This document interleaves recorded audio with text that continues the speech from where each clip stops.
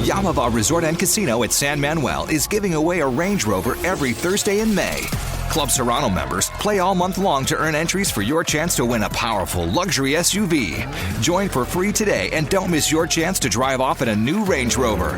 It's all happening at Yamava Resort and Casino, the only AAA 5-diamond rated casino hotel in the country. Details at Yamava.com. Must be 21 to enter. Please gamble responsibly.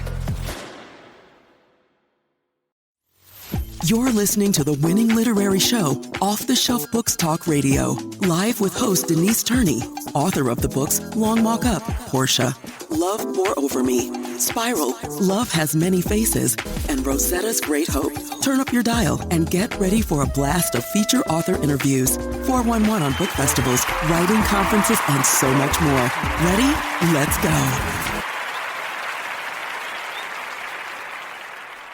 So he kind of walked me through it, and ever since have been doing Off the Shelf. And for those of you who have been with us since the beginning, truly, truly thank you. And I know you've been blessed with the many guests we've had on.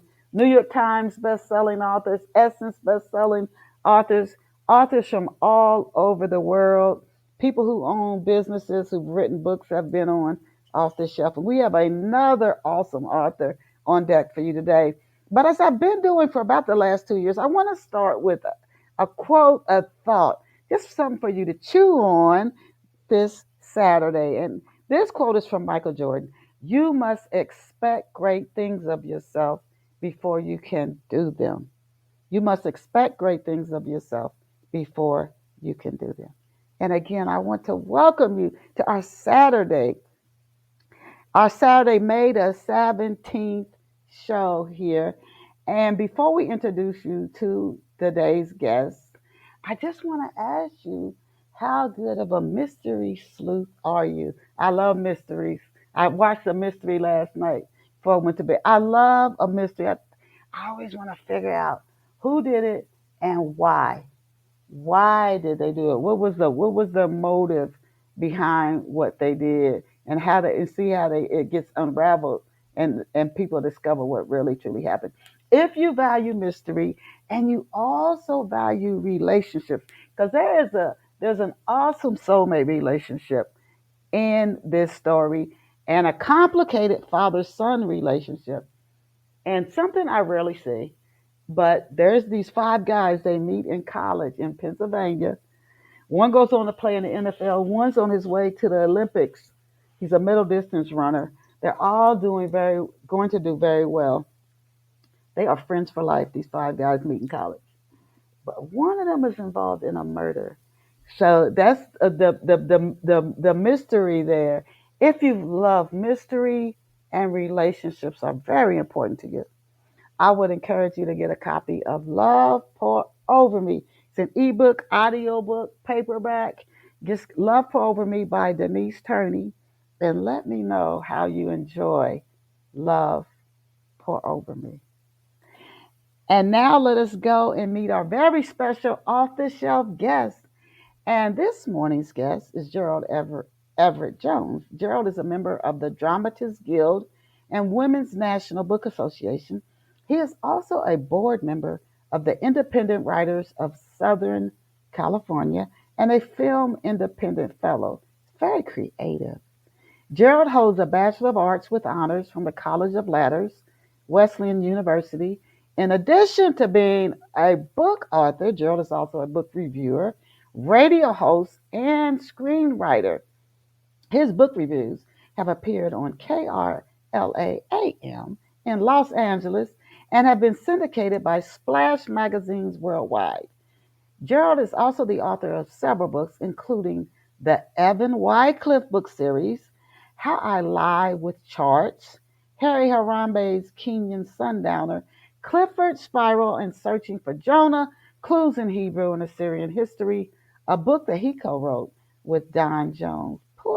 Please check Gerald out online at GeraldEverettJones.com, and it's spelled GeraldEverettJones.com. And one more time, GeraldEv, B as in Barry, ERETTJONS.com. We are just honored and pleased to have Gerald Jones join us on Off the Shelf this morning. Welcome to Off the Shelf, Gerald.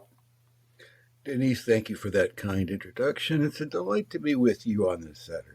And it's a pleasure to have you here with us. I always learn something from every guest who comes on Off the Shelf. Even after all these years, every guest says something that gives me like a aha moment.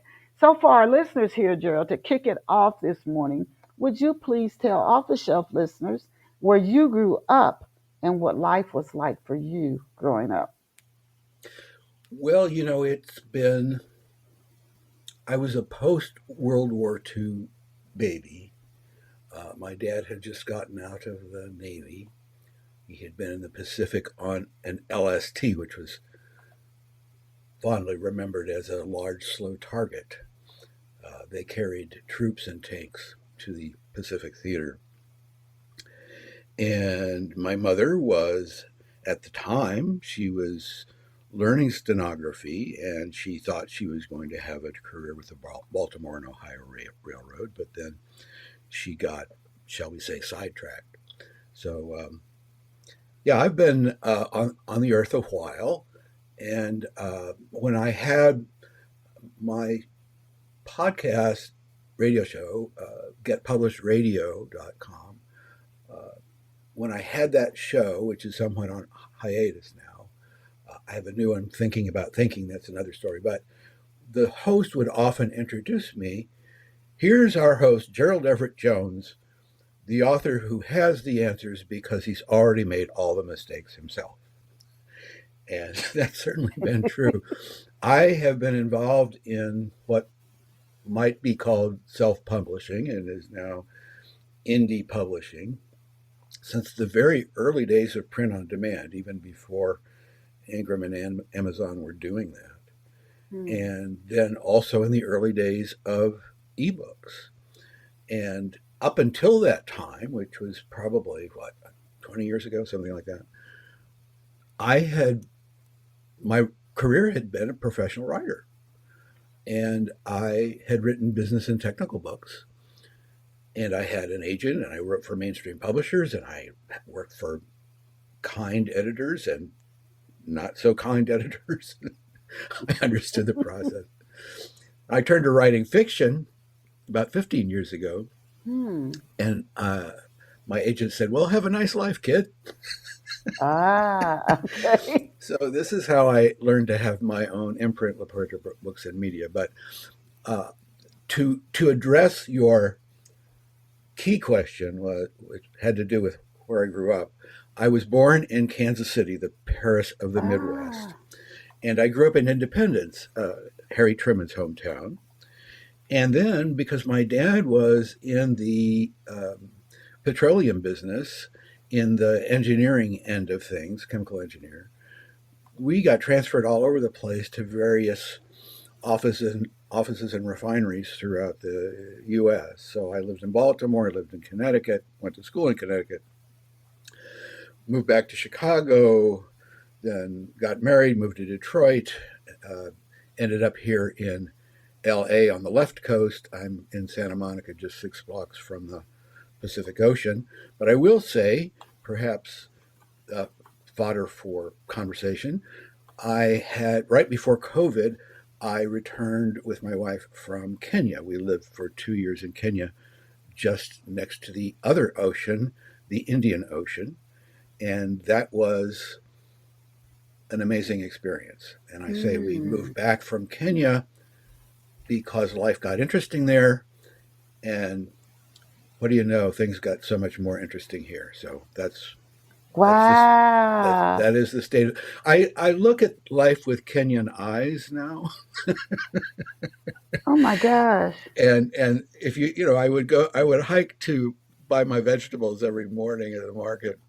And one of the first things Kenyans would share, and they're just letting off steam. It was almost like a motto, it's like, "Oh, corruption's the mother of Kenya."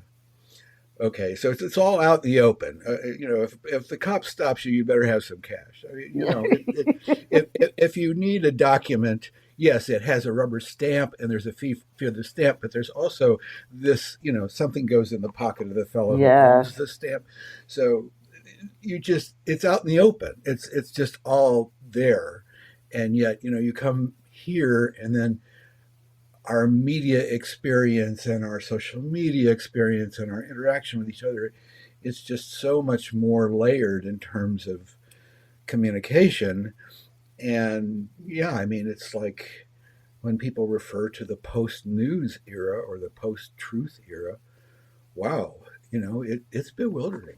I will say, I Mm. didn't really mean to get off on that, but No, no, no, no, no. Yes, yes. Oh, that's where I came from. yeah, I would love to live abroad for a while. People say it just changes you just to not just to visit, but to actually live. Uh, I know I lived in Hawaii for a while, which that was I just recommend it. I really do. Now, as a Oh, kid, what did you dream of being? What did you want to be when you grew up? When you were a kid? mm, that is a significant part of my story because my dad being a chemical engineer, very much a scientific mind, and the interesting or complex part of it is that also he was an extremely devout Southern Baptist, Southern um, Sunday school teacher, deacon of the church, from a very devout family. My mother's from a Christian family, but she didn't wear it on her sleeve as much. But Dad would often have these debates with the people in the church about, did God create the earth in or the world in 7 days? And so he would say, well, could it possibly be 7 eras? I mean, can you go that far? So, I mean, he had a scientific mindset, but then he also had, this very solid faith. And he wanted me to be a research scientist. And I was very bright in school. I got top grades. I wasn't a grind, if you will. In some ways, school wasn't quite enough, let's say. But as I got into my early teens, it seemed to me like writers got more girls. Really? Oh my I mean, gosh. it just like there was this whole world of literature, and it's like it was outside this Christian separatist walk, if you will. It permitted some dancing and going to movies. I had a one of the old relatives that was on. Actually, I think he was on my dad's side. His first name was Israel, and we visited him on his farm. And they warned me. They said, "Well, Uncle Israel has a rule: you never drink anything out of a bottle." And I said, "What? What? Soda pop? No, no, no, no. Because if you get in the habit of tipping up the bottle, then you'll be a drunkard for the rest of your life." So that's how conservative it was. Wow. And in high school, I kind of broke away, and I was a bit of an ugly duckling for a while, if you will. But then we moved to Baltimore, which was interesting because it was DC adjacent, that whole government thing. And I broke out of my shell. I became president of the senior class. I was Hmm. popular. I dated. I was, and then I went to this little Ivy college, Wesleyan University, which is just a wonderful think tank, if you will. Would probably be considered, you know, progressive in today's world. But I studied with some famous authors. I studied with Jerzy Kaczynski, the guy who Oh. wrote Painted Bird and Being There. And it was among my. But then I also studied acting, and I that was where my father was really furious with me. I didn't raise my son to be a Q word, and we really had a tussle over that. And I thought I was going to go, and I did think that I was going to go into acting professionally. I auditioned at Juilliard. I actually auditioned for John Houseman of all people, Hmm. who said, "What makes you think you'll be an actor?" It's not the most pleasant experience. And I took that question seriously. Uh, and I answered it for about 10 minutes. I could see eyes rolling, but needless to say, I didn't get in. But so I get back to Chicago where my parents were living at the time, see that they had relocated again.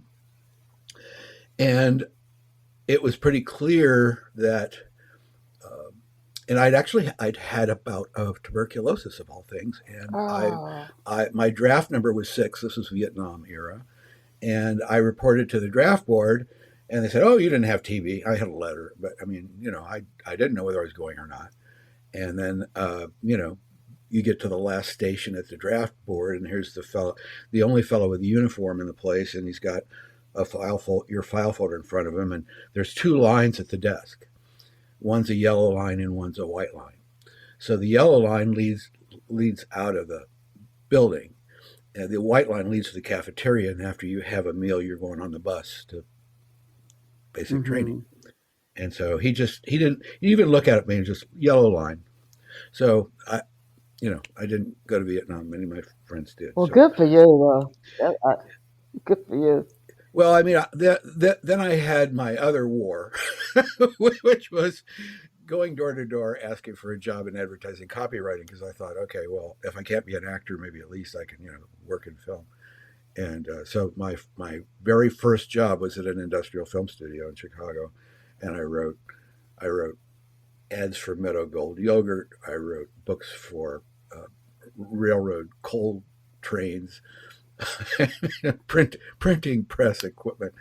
It was quite an education. So, Yeah, and I bet you some of those marketing writing might benefit you today. Before we talk about your novels, I wanted to ask you who or what inspired your love for writing fiction? well, I think one of my closest friends in the professional world was an industrial film director that I had met in my rounds when I was going door to door asking for a job. And this fellow he just was a colleague. He just was a very fluid mind.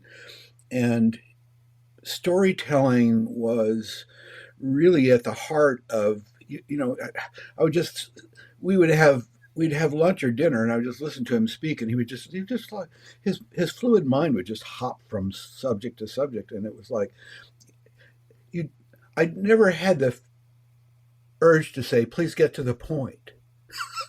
I just wanted to know where this was going, and I will, and I've often confessed this on the air, is that when I wrote business and technical books, which is I got involved in computer graphics as a producer, and that's how I learned computers, and that's how I learned to write books about computers and IT and stuff. Anyhow, when I wrote those books, and I had an editor and a publisher, I had to submit an outline first, an outline and a sample chapter. And I had to stick to that outline. I had to write 2 chapters a week. And if I didn't stick to the outline or write 2 chapters a week, I got my hand slapped by the guy. And it was a guy. It was always a guy back then. And so the discipline of writing to an outline, of, as my editor said, getting my butt in a chair every day, that was normal for me. But as I got into fiction now, cranking forward many years, now I had always written spec screenplays. Those flew around LA like planes over the airport that were not permitted to land. So I got a couple of awards, but no movies. What I learned to do, or what I came to do when I was writing fiction, was I began to delight from writing from a blank page. I had no outline. And especially in my Preacher Evan Wycliffe mystery series, I got 4 books in that series now. I'm kind of writing the 5th one. He's an amateur sleuth. He's like an agnostic minister. Let's say he's troubled. Agnostic's wrong, because, he's not saying there's no God. He's just saying, where are you? But people come to him with problems in the small Missouri town, again, going back to my roots, small Missouri farm town. people come to him with problems nobody else wants to solve. I mean, he's a counselor. He's somebody you can bring your troubles to. So here's this cold case, this crime, this troubled thing, and somebody needs to work through this ball of snakes, whatever it is. And one of the things that I discovered about my writing process is if I write from a blank page, I don't know where it's going. And if I can surprise myself, if I can pick the choice that seems unlikely or that might not make sense, but then I have to try to make it fit, I'll delight myself when it finally does, and presumably I'll delight the reader as well. And what informs it, going back to what I was saying about being an actor, yes, you could say I failed as an actor. I mean, I was on the stage a bit, on and off, in and out of college. But learning to play all of those roles, learning that I could be the bad guy as much as the hero. I mean, it's much more interesting to play a villain than it is to play a hero most of the time. And the example I often use is Joaquin Phoenix. Okay, Joaquin Phoenix is a vegan, an animal activist. I've never met him, but I've heard that he's just simply a really mild-mannered, relatively introverted person to meet. Well, look at the Joker. This crazy, mad serial killer. Well, Joaquin found that person in himself. He had to go deep within and say, what part of my psyche would do that? And really believe in it, really, really be motivated by it. And that one of the things that I often think is that, actors, as much as anybody, maybe more than anybody, understand that anybody's capable of anything. And so in history, when we judge people who, conducted war crimes or turned their friends in or, did these horrible things, it's like, oh, I'd never do that, or I'm a good person, or I'm moral, I'm righteous, whatever. Think again. And so that's part of what informs it, because when I was an actor, I realized, when you kind of have to wait for those parts to come to you. If you really long to play a character who, does whatever, I want to play a research scientist. Okay, I never was one, but I want to be a brilliant mathematician in a movie. You've got to wait for that script to come along, or you finally have to happen on a role quite by chance that you think fits one aspect of your personality. Well, if you're a writer, you get to play all the roles. You have to play all the roles. And so another mantra, another lesson about writing from a blank page is that you put those characters on a stage, you clothe them, you give them some traits and some motivations, and then they just go where they want to go. Because these are aspects of it's like what they tell you about dreams. You dream about somebody that's really an aspect of you, and that will often be a revelation, and you say, no, I'd never do that. So yes, that's how I surprise myself, and hopefully, and those books have won awards. So somebody else must think so. Yes, introduce us to Evan Wycliffe. You talked a little bit about him, but can you tell us what his personality is like, and what's his family like, and what drives Evan? Well, you've had something of a memoir from me, and that really is Evan is not, the apple hasn't fallen very far from the tree.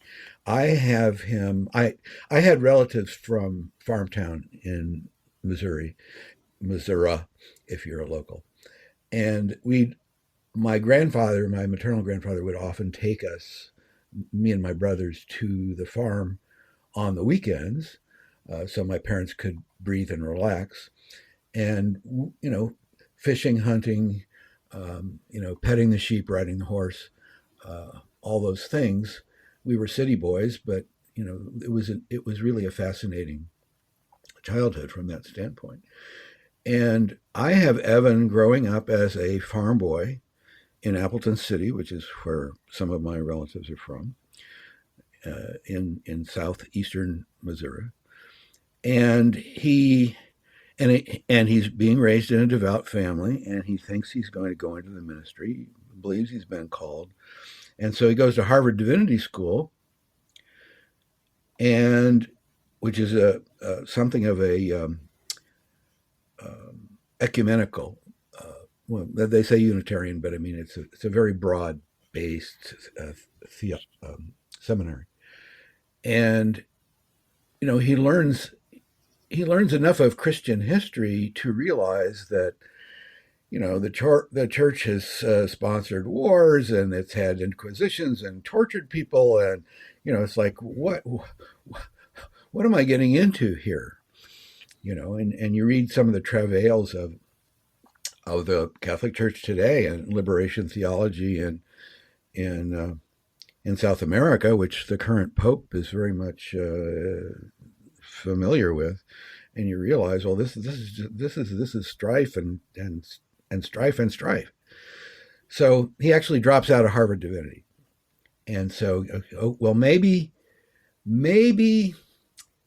astronomy, astrophysics, maybe science will hold some answers for me, provide some comfort for me. And so he goes to MIT in astrophysics, and along the way, he meets up with a really brilliant woman who happens to have a Jewish background, and she's an engineer. Mm-hmm. And she goes to work while he's pursuing astrophysics in graduate school. She goes to work for an aerospace company, gets posted over to the Middle East, and lo and behold, they've gotten engaged before she left, and she's I'll be back, and she's killed in a missile attack in Lebanon. So here he is, heartbroken. He realizes science is like, okay, there's all these theories, but it's not. There's nothing hard and fast here. Yeah, okay, we can build an atom bomb, but we can't necessarily explain exactly how the universe produced this. And so he moves back to southern Missouri. He doesn't have a job, and his mother's passed away since then. That's been difficult. His father needs caregiving, but there's two things he finds to do. Number one, he can be a guest preacher. So he sometimes is preaching at the local Baptist church. And the other thing that he's found to do that makes a little more money is he's a data driller. He's certainly learned computers and laptops and phones and stuff. And so he works for the local Ford dealer as a skip tracer. He runs down, he's trying to find people who've skipped on their loans. Okay. And so he's pretty good at that. And he really doesn't have to burn a lot of shoe leather because he can do most of it from a computer screen, which amazes the dealer. So here he is, and this is the world he's thrown into. And in the very first book in this series, he hasn't been there very long doing these things and trying to get by. And his childhood friend, he's on his way to actually join up with a group of hunters. He's not much of a hunter. He's really not really too happy about that anymore, but he feels as though they've asked him along, and so he might make a good conversation companion, and he kind of misses them. So he's traipsing through a cornfield on the way to where he's going to meet these hunters in the woods, and he runs across the body of his best friend, his childhood best friend. Wow! And, the guy's got a hole in his chest and it looks like he's done himself in. And Evan thinks to himself, and it's like what you say, how did it happen? Why did it happen? Evan's thinking to himself, Bob just wasn't that kind of person. It wasn't somebody who was moody and depressed and troubled, and he never came to me with his problems. He was always a joyful playmate, and he loved his dog, and he he had a dear wife. Now I understand, and he was happily married, and how's it possible that this could have happened? And so that's the trigger for the first book. Oh, and is this preacher finds a corpse? Preacher finds a corpse. Yes, I was And getting ready to ask you for a synopsis, but this is you're telling me then how this. Oh my God, how interesting! He goes out hunting with some friends, and he finds one of his other friends, Bob. Uh, How long was Bob? Had he recently been shot? was When that yeah, it was that morning. I mean, it was a fresh Oh. corpse, and so one of the people in town that Evan has met at the local cafe, which I renamed the Come On In, the place where he has his pancakes in the morning. He's met the local sheriff, who's uh, a very troubled, overweight African American fellow who, there aren't many of his church fellows in that community. Let's put it that way. Mm-hmm. So he's having trouble keeping his job, and he just he just wants things to kind of stay on an even keel. Mm-hmm. And so Sheriff Chet Otis is more about this. If it looks like suicide, if it walks like suicide, if it smells like a suicide, come on, Evan. I'm not going to pry into this. Mm-hmm. Okay. And so it falls to Evan to drill into what the motivations might be. And, this isn't a spoiler because, he finds the corpse on the first page. Mm-hmm. So, this idea of and one of the, as an author, one of the things that I is kind of wonderful about writing about amateur sleuths is that I don't know police procedure. I never Mm-hmm. studied criminology, okay, and neither did Evan. He's Mm-hmm. got a logical mind. He's got, he knows how to use, online tools, and so do I. So uh, we're on the same path, if you will. And I won't say I'm an I don't knowist from the standpoint of religion. I still feel as though I've got a core of I draw a distinction between belief and faith. I mean, if you're among people who say if you don't believe X, Y, and Z, you're not one of us. That's really those kind of really might not be my peeps. I can certainly sympathize with where they're coming from, but the idea of I see somebody on the street and they kind of smile and give me a look and I go, hi, hi sister, it's just faith is not something you can explain. Yeah. I mean, I think it's something you shouldn't necessarily try to explain because that's why it's faith. Okay. Right. Right. Otherwise it's like facts. Yeah. And we both know that finding facts is getting, I've seen some stuff in my Facebook feed, which I still, believe it or not, look at. And somehow I got plugged into an ancient archaeology feed. And, you wouldn't believe the faked up pictures, the Oh fake yeah. fake Yeah. imagery. Yeah. Here's some bunch of people, and it shows them digging out a human skull that is 15 foot high, Oh my God. and Yeah. I mean it's just like, darn, Yeah. look at that, and, Yeah. and it's so real, and yet. You know, Yeah. I Yeah. have a hunch that's not, not Not the real yeah. deal. Not. And now I'm seeing all these posts about the stuff that's deep underneath the pyramids, all these the structures that somehow by uh, sonar, I guess it is, or whatever they have found, and it may or may not be true, but there's just, Yeah. I'm not plugged into those research databases enough to know, and there's so much of that kind of stuff out there. Which rabbit do you want to chase? Yeah. Yeah. This is true. This is true. So for Preacher Finds a Corpse, what period is this story set in, and why did you choose this specific time period to set Preacher Finds a Corpse?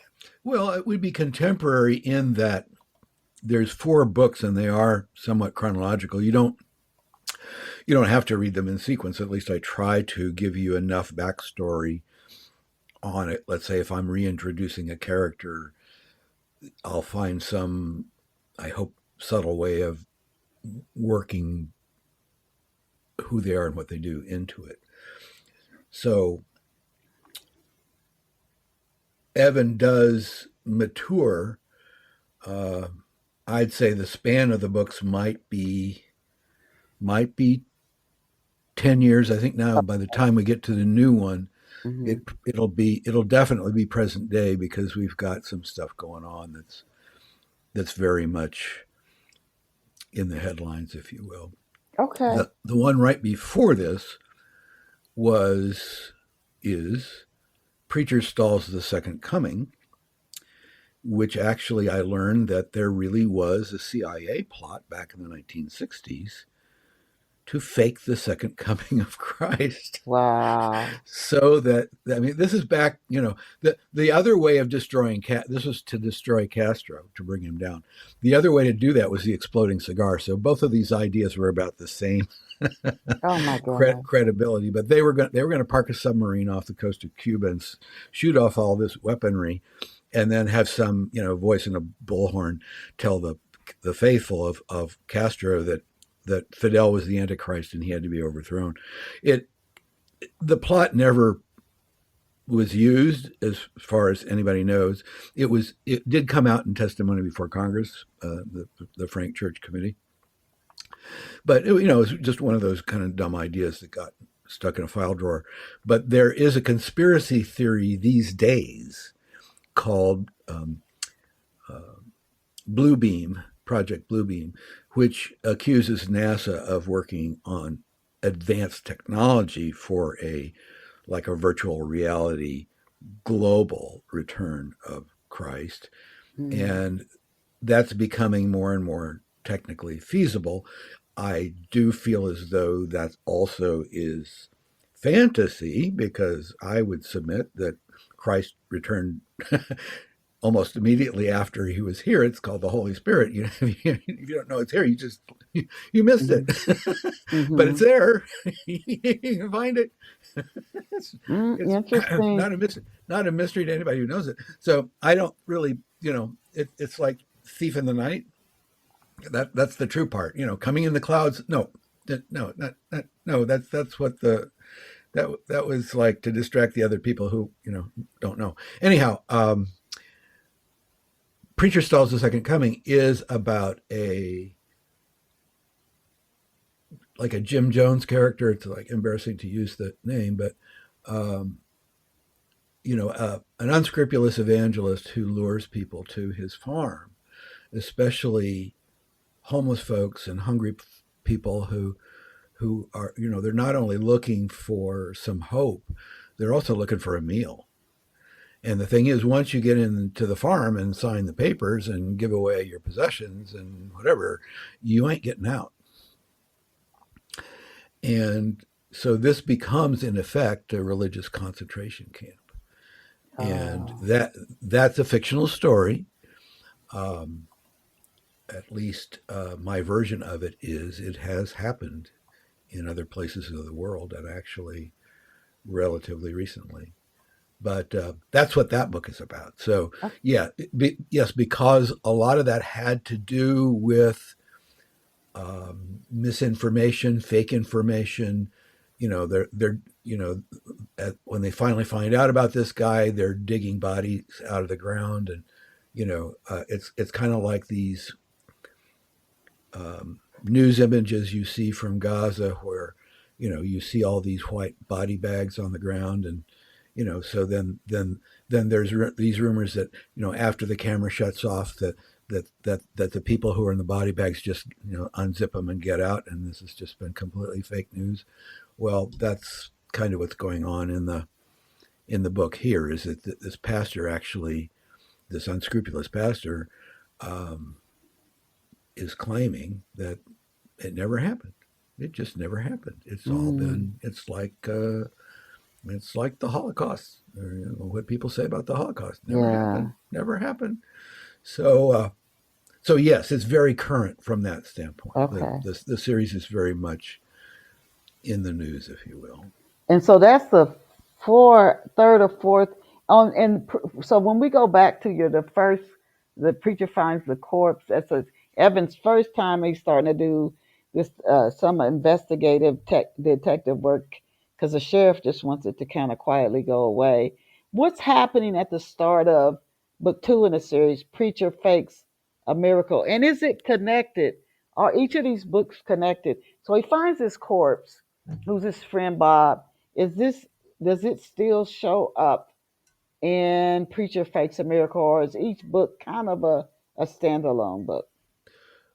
Well, they're definitely not standalone, but you could read them standalone, as I say, because and that's true of a lot of fiction series. You don't necessarily have to be a fan of the series to jump in. And Preacher Fakes a Miracle is the second one in the series. Yes, there are characters and plot threads that continue. And in Preacher Finds a Corpse, one of the unscrupulous characters is a local investment banker. And the idea of land grab and corruption and, being involved with government officials who are somewhat on the take, that's all part of that story. And as much dirt as Evan finds, there's always more to. It is kind of a bottomless hole.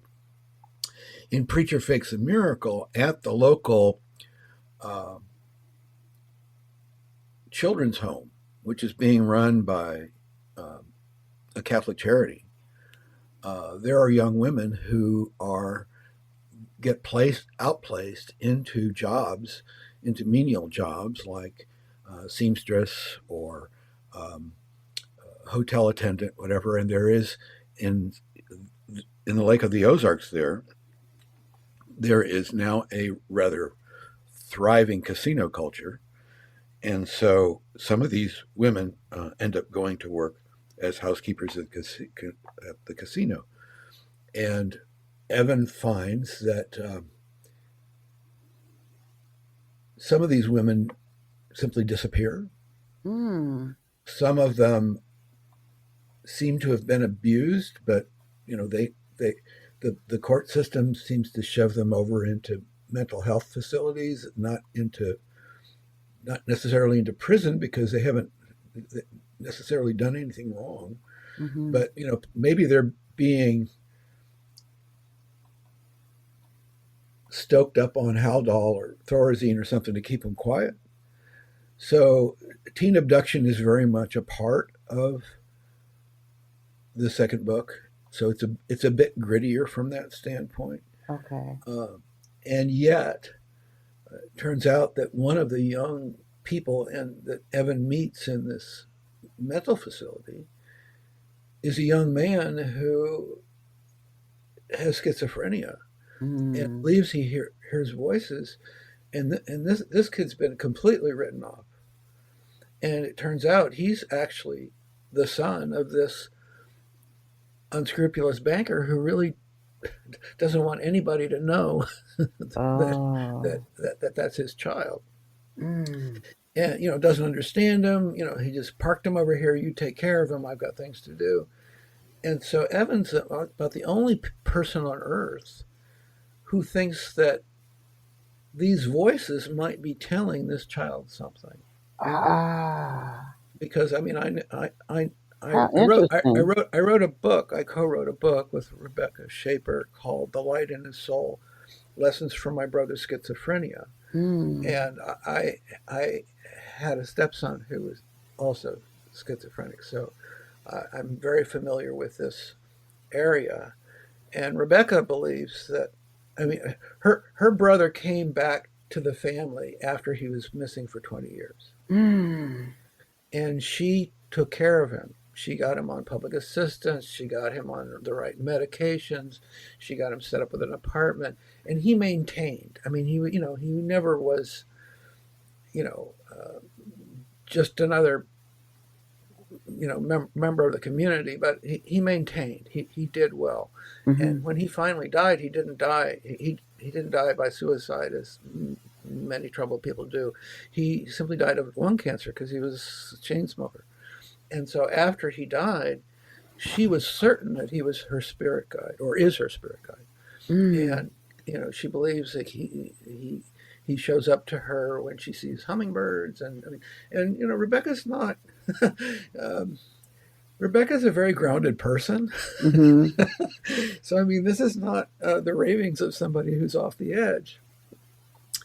And, she's very much of a healer herself, and one of the people that I hold dear.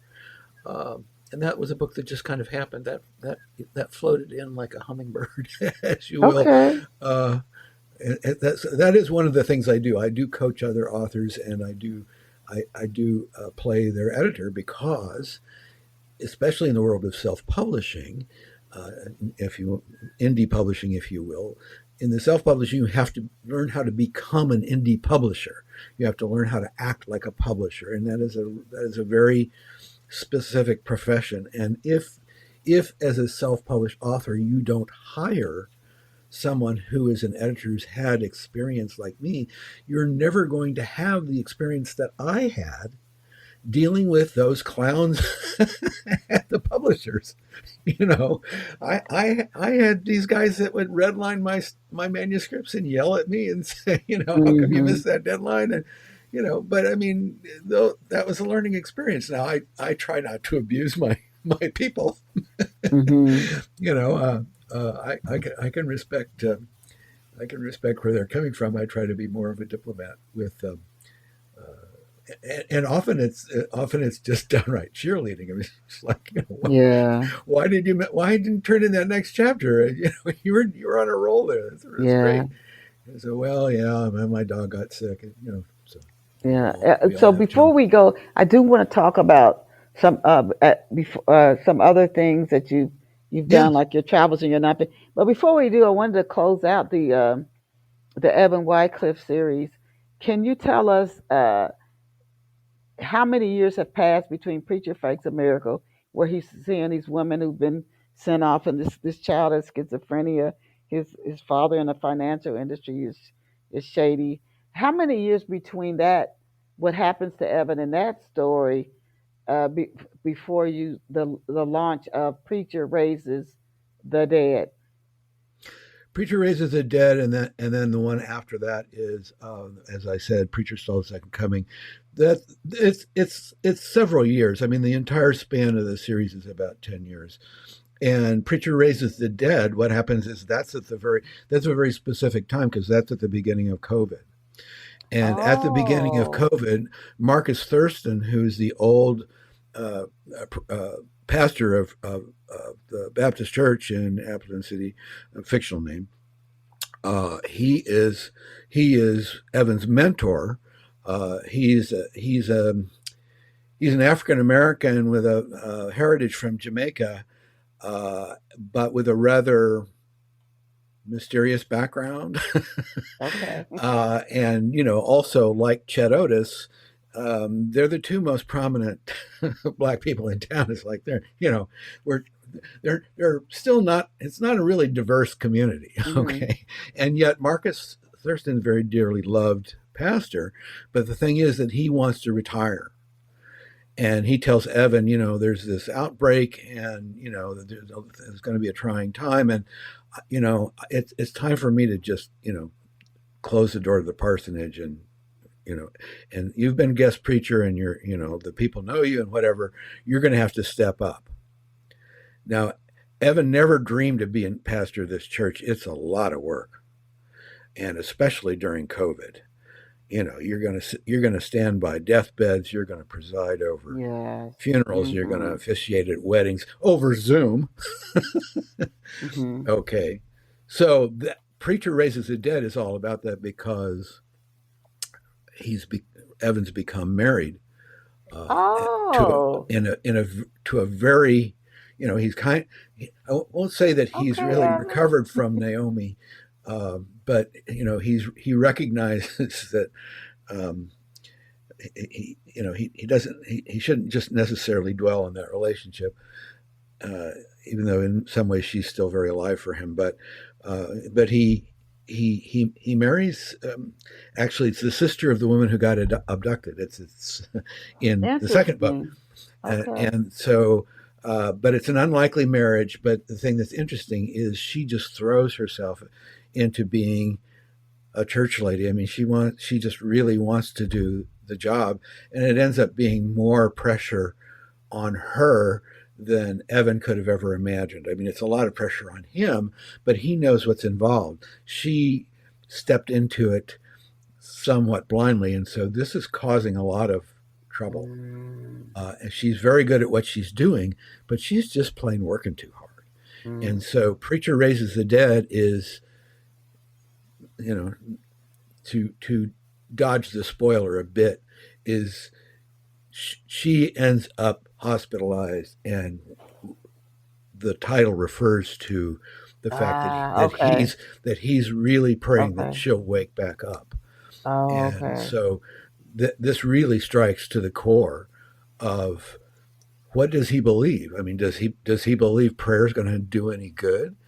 And you know, he's kind of come to thought that, you know, you have what you want even before you ask it. The purpose of prayer to convince yourself that you have it. I mean, how could God be ever be withholding what it is that you need? You know, and yet, how could this horrible thing have happened? Because we were trying so hard to do things right. You know, so you know, it's the old question, and you'd say this in every one of the books: is why do bad things happen to good people? And you know, that was the there have been some very famous evangelists who preached endlessly on that theme. Yeah. So yeah, it was about 10 years, I'd say, and then the new one I'm calling Preacher Faces the Music, and he ends up going to Nashville, where Okay. my brother lives. My brother and his wife are docents at the Country Music Hall of Fame. So Okay. I got to know a lot about. I mean, I won't say country music was my prime favorite genre, but I certainly Willie Nelson and Alison Krauss, and I mean, you know, I'm not unfamiliar with, especially Roy Orbison. There's a lot of these. I guess you'd call them oldies, but it's definitely part of my. And actually, in the books, I made Evan a Roy Orbison fan. Okay.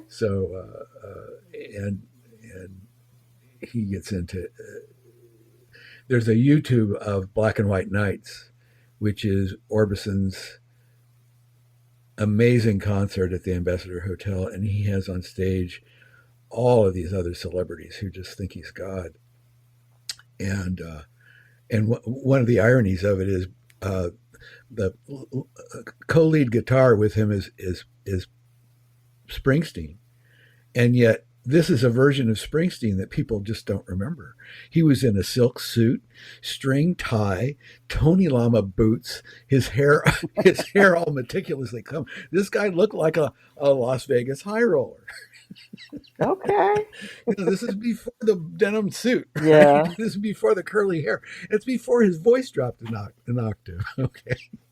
So, and yet on the guitar, oh my God, there was just nobody Mm. Nobody better. Well, Orbison's probably better. Okay. Oh my. So you incorporate all these into your stories. When you started out the way you started, you said you did the door to door looking for a job. As we start to wrap up today's show, you did nonfiction writing at the start. So I wanted to ask you two closing questions. Which number one, which is easier for you? Have you found to sell and generate income from fiction or nonfiction? And why do you think this is? Well, nonfiction certainly, and the fact is just simply that when I work as a professional writer and not just as a writer of nonfiction books, I mean, I have a book, How to Lie with Charts, which has been taught at Georgetown and Empire State as a textbook, and it's about visual. It's about graphic design. It's about what you'd call data visualization, and it's something of a classic text. And I wrote that years ago, but I worked in computer graphics, designing business presentations, basically what would be called PowerPoint today. And so I know that world quite well. And I also know how, charts and graphs can be deliberately made misleading or accidentally made misleading. So that's what that book is about. Mm, But I will say that as a professional writer, I have made more money as a supporter of uh, large scale business proposals okay. on teams for, say, government contracts. Okay. So I have worked in aerospace, I've worked in healthcare IT, um, I've worked in government staffing, and I did quite a bit of work for USAID before it disappeared. And it's very stimulating from the standpoint that, and it's been very, especially through the COVID period, even before that, those teams worked very much on Zoom, and then now they're Microsoft Teams, and it's very collegial. I mean, you might have 20 or 30 people on that team, and depending upon what the topic is of the day, there might be only half a dozen. But you've got these subject areas, subject matters that you are working in, because these proposals are very complex. They're like thick as a telephone book, and the federal acquisitions regulations are extremely complex. And so this is kind of like being a CPA and understanding the IRS code. You can't just walk into that world and say, well, I'm a writer, I'll help you. So that's why you quote unquote get paid the big bucks in that world. But the problem is, especially in recent times, that world has frozen over, because, and that's not that government contracts will go away, and these are sometimes multi-billion-dollar contracts. The Hmm. problem with that profession as a proposal writer, editor, manager, is that you could be working for a Fortune 500 aerospace company. They're working on a contract that they either already hold that they need to recompete for, or they're working against their biggest competitor. But they've been working on this particular contract for the last 2 or 3 years at least, and they've already got a team of 30 to 100 people assigned and supporting it. So they're spending some major money on putting this together. The problem is that these days they don't know who their point of contact is. They don't know who the Mm, person inside of the government. Yes, they know the acquisitions officer, or they know the person who's the manager of this particular IT department or whatever, and they know that person, and they know that agency, and they know that mission, and they know in some ways they know what those agencies want before they know what they want. And that's a mark of a good proposal, is that we're thinking ahead. We're trying to do your thinking for you, and we're not telling you what to do, but we're trying to convince you this would be a good idea, because mm-hmm, you need to think beyond next week. mm-hmm, You need to think 10 years from now, especially I mean, you're talking about defense systems, for example. So, but again, you may have those close ties. These are your colleagues. These are the people in the government that are your customers, your mm-hmm. client, and guess what? You try to get them on the phone. Oh, they don't work here anymore. Yeah. And so I don't know how that situation resolves itself. Mm. Um, I think the philosophy is let's just break it and see how it grows back. Because I mean, it would grow back, but maybe on a smaller scale or whatever. But I mean, I did a presentation to the Association of Proposal Management Professionals is how to get past the newbie evaluator. Mm. And my point was these are going to be inexperienced people. They're not going to know the federal acquisition regulations. They're, they're, they're not necessarily going to know anything about the subject you're writing to. They're going to have a checklist. Yeah. Did they answer this? Did they answer this? Did they answer Yeah. this? Now you get to the second or third round of evaluation, and yeah, you might get a scientist looking at your stuff. But Mm. it's a fascinating world because actually, Denise, I end up learning so much about various subject areas that I can none of my books hold anything like what you'd call secrets because actually I'm not authorized to work in the secret world. Mhm. So, don't worry. Okay. but but it does, I mean, especially things like large scale computer systems, large scale enterprise computer systems like the government has, like data collection systems and surveillance and espionage and cybercrime. I mean, this is stuff that areas that I not only read about, but it's areas that I worked in. So that gives a kind of authenticity, I hope, to some of the things that I write about. Well, for example, I mean, Preacher Stalls the Second Coming. The scientist who stumbles into Evan's little trailer because he's moved out of the house, um, living like a hermit. The fellow stumbles into his trailer is this physicist who's warning about this project Bluebeam and virtual reality, and he says, Evan, you can't believe anything you see anymore, and and in some ways, not even what you see. I won't say not even what you see on the street, although that day is coming too. So, Mm. We're all have so enjoyed having you on here today, Gerald. We've had the privilege to our listeners having Gerald Everett Jones on this off the shelf this morning.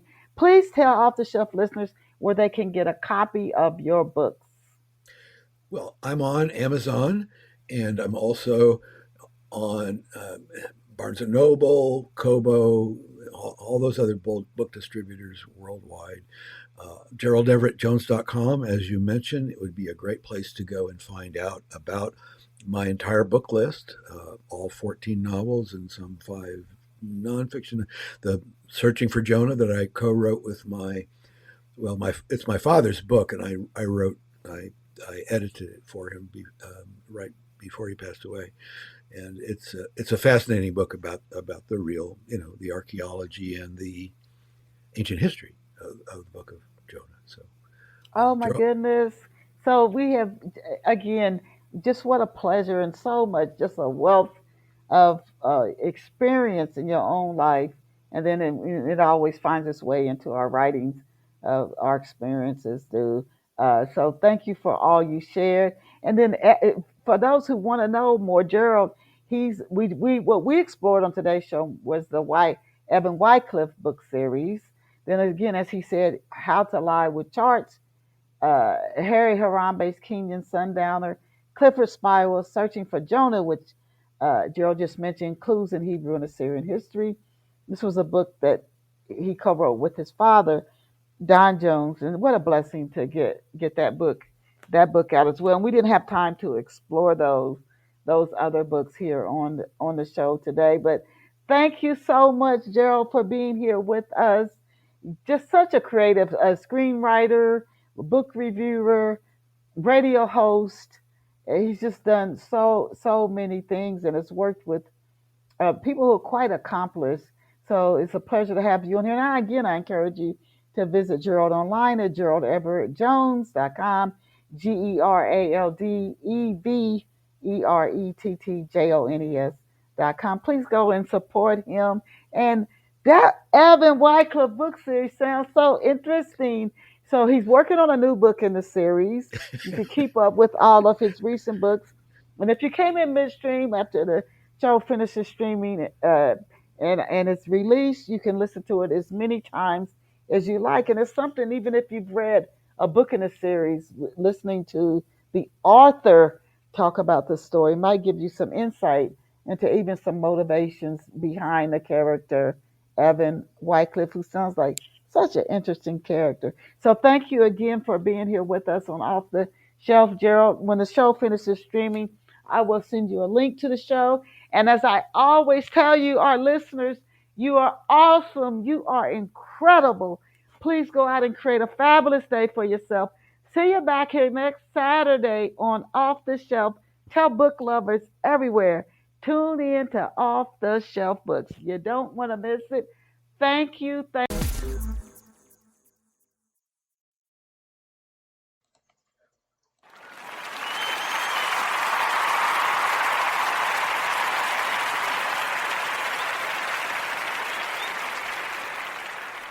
What's the difference between DIY and doing it yourself? It's the difference between a part-time passion and a full-time business. Wix gives you the power to turn your passion into a moneymaker. With a website that fits your unique vision, let your ideas flow with AI that guides you, but keeps you in the driver's seat. Manage your business from one dashboard and keep it growing with built-in marketing features. It's time to turn your daydream into your dream job. Go to Wix.com. At Postmates, we don't just get food to people in LA. We get LA. When you wrap that 2-hour call con tu mamá back home, we get you the pupusas that are almost as good as hers. When bagels and morning latte no te laten, we get you that pan dulce en café de olla. When you're in the hills craving the streets, we get you the elote you need. Delivering the food you love from the city you love. When you need it most. Postmates. We get LA. Product availability varies by region. See app for details.